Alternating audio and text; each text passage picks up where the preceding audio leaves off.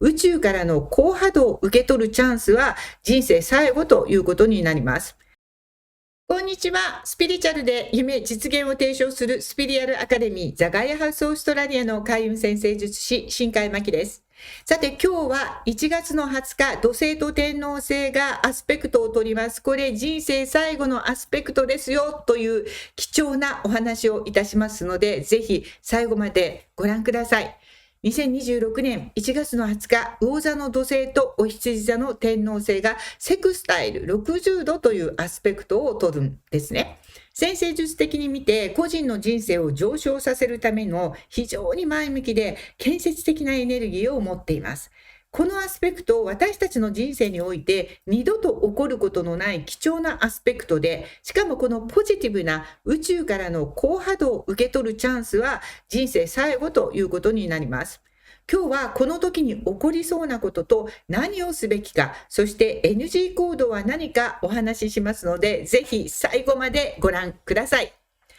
で、このアスペクトですね、今回が最後で最も強烈ではありますが、実はすでに2回経験しています。1度目は2025年の4月の5日。2度目は2025年の8月の12日。そして今回が最後で最も強烈なエネルギーを形成しますが、それが2026年の1月の20日です。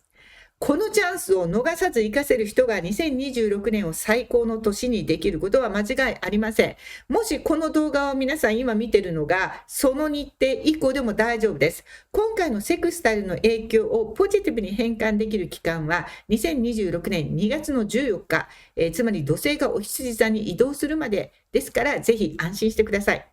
ここでちょっとですね、一回この瞬間のアスペクトを皆さんにお見せしておきます。エネルギーね、ホロスコープを見るだけでも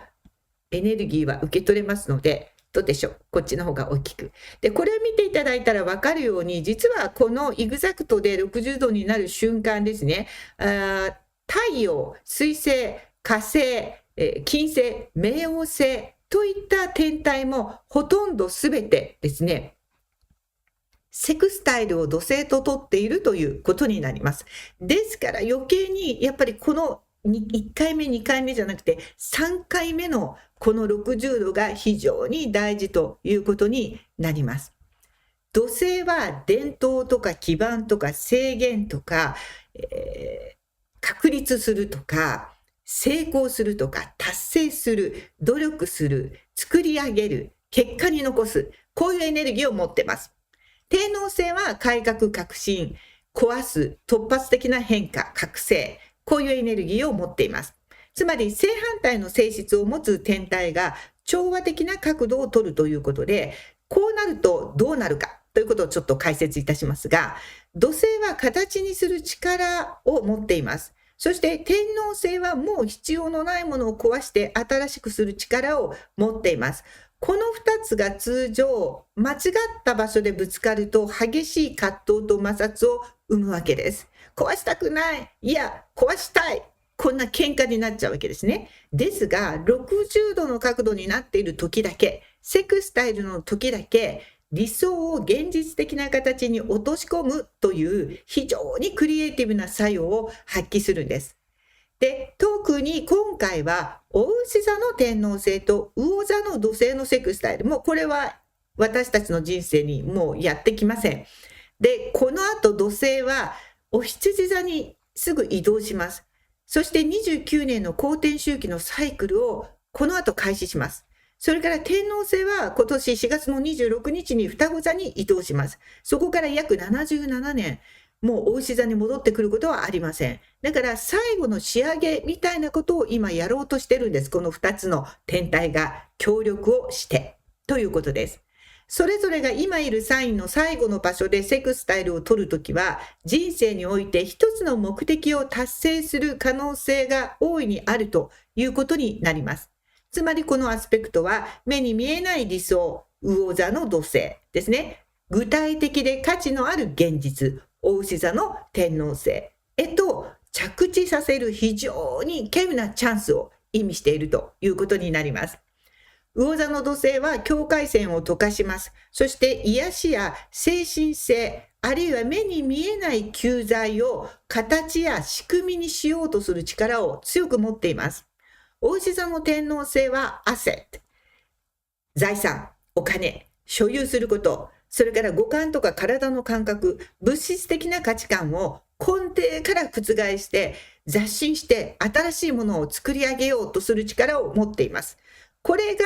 コンフリクトじゃなくて調和的にセクスタイルするということは、精神的な豊かさと物質的な豊かさを実現するための新しい経済システムだったり、物質的なシステムだったり、仕事のシステムの構築を進めることができるということになります。このアスペクト形成から2月の土星移動までの間、革命的な再構築のための出来事が起こる可能性があります。これが起こることです。魚座と牡牛座っていうすごくプライベートな場所でのセクスタイルなので、社会というよりは一人一人の人生における一大イベントが起こる。なので準備しておく、気持ち的に、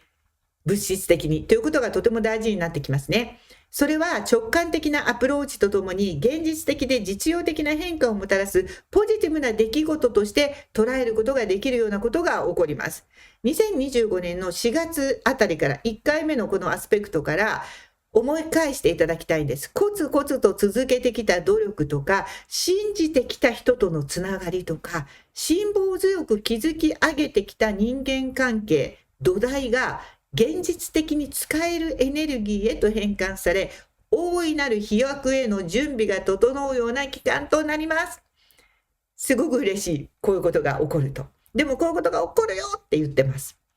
魚座的な精神的な豊かさだけじゃないんです。魚座的な自分を愛する、でもごまかすわけでもないんです。そこに牡牛座的な物質的な豊かさと、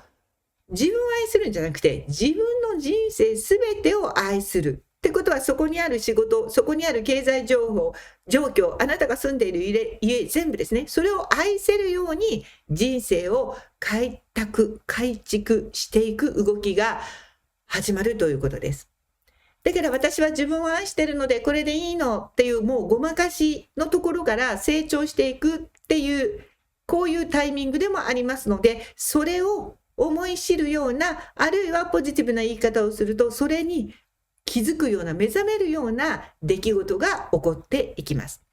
で、それは単なる利益追求ではなくて、他人への共感とか配慮など、魚座的な価値を大切に行動して、その力を信じてきた人たちに顕著に現れるはずです。なので、してきた人は、ああ、これかと分かりやすく来るんで、それをグラブする、取るということが大事。これをやってこなかった、ひょっとしたら、人の場合は顕著には現れないから積極的に探してこれだっていうものをつかむ努力をしてください。この見えないエネルギーがここで正当に評価をされ始めるということです。あなたたちが助けてきた人たちが感謝っていうのを返してくれるだけじゃなくて、具体的な資産価値につながるような結果を返してくれる、あるいは生み出す可能性があるんで、それは取らないといけない。自分であるよだけじゃダメなので、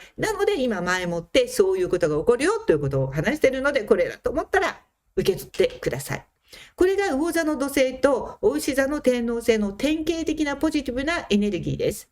社会的にはベーシックインカムとか税金、金融、テクノロジーの分野で曖昧だったものが具体的にシステム化されていくという可能性もありますから、そういうものに変化に備えることも大事です。それから大いに起こりうることが、デジタル資産、SNS、プラットフォームに改革のミスが入る可能性があります。それによって皆さんの持っているデジタル資産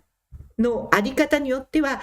皆さんに有利になる人と何かを失う人が出てくるかもしれません。ですから2月の土星移動までの間にすべきことは、デジタル資産とかリソースの整理です。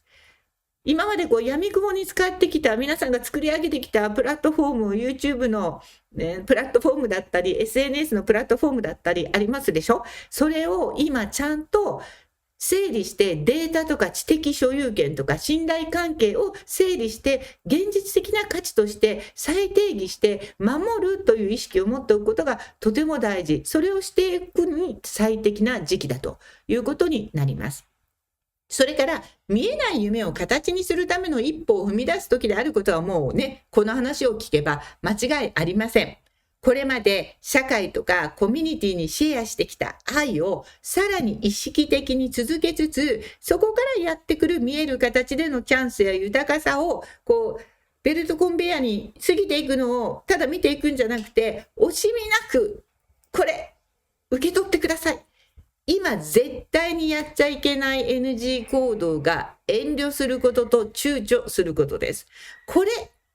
なんです。それをやりましょう。習い始めましょう。参加しましょう。手を挙げましょう。立候補しましょう。それなんです。今これ取らないとこれはもうやってこないんです。この時にこれを取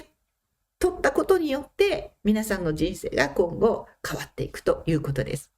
愛や共感、精神的な豊かさが育っていれば、それが見える財産に変わっていくとき、これがもうとてもポジティブなアスペクトです。そしてそれは宇宙からのご褒美なんで、どんどん受け取っていっちゃってください。